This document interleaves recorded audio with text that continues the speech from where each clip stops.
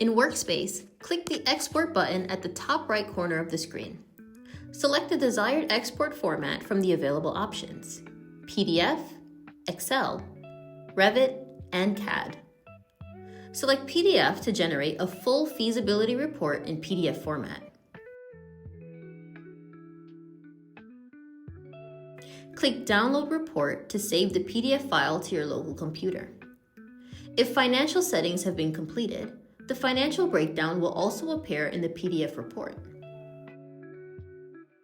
Select Excel to export the complete solution data in spreadsheet format. The Excel file includes regulations and project summary, use summary and floor area breakdown, unit role and unit mix, and if the financial settings are completed, a financial analysis tab will also be included. Select Revit to export the solution in Revit format. When the export begins, a notification will appear on the screen.